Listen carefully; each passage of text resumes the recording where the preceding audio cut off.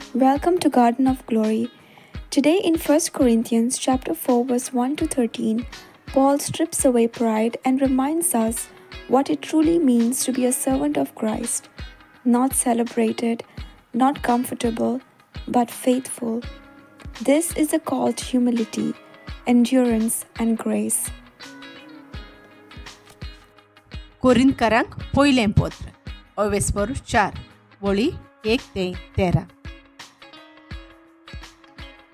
आमी क्रिस्ताचे सेवक आनी देवाचे गूट पोरगोट करूंक नेमलोले कारभारी म्हूण मनशांनी आमकां लेखचें. दर कारभारी विस्वासी जावचो, होच तांकां आसचो गरजेचो गूण. तुमी ओ मनशांचे कसलेय न्याय सोबेन म्हजी नीत केली म्हूण हांव परवा करीच ना.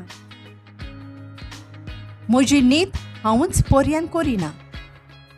म्हजे अंतस्करण नितळ आसा खरें, तरी पूण हाका लागून हांव निरपराधी म्हूण निर्णय घेना.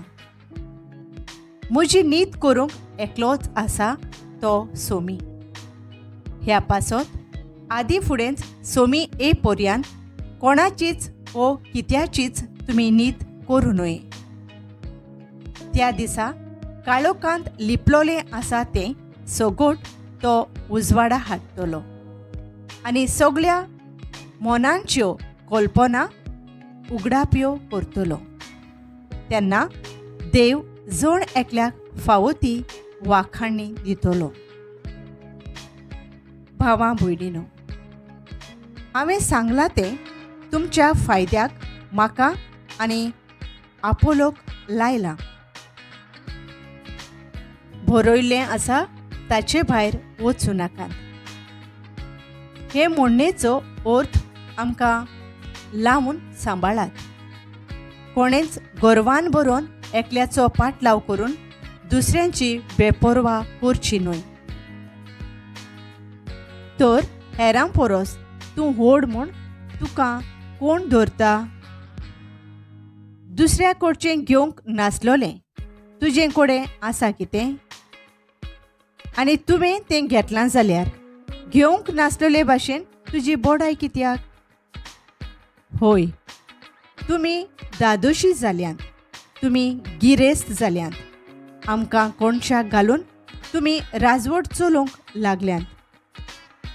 शाबास, खरेंच तुमी रायपण चलोवंक पावची आसल्यात तेन्ना आमी तुमच्या वांगडा रायपण चलयतले आसल्या. पूण सत कितें?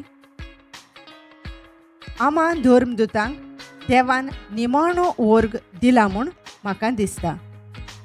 आमी मोरणाचें फर्मोण पडलोल्या मनशां परी जाल्या. वय, सगळ्या संवसारान देवदुतांनी आनी मनशांनी आमकां केण्ण्यांचो म्हाल करूंक तांचे मुखार आमकां उबे केले. क्रिस्ता खातीर आमी पिशे, पूण तुमी क्रिस्ता सोबे शाणे.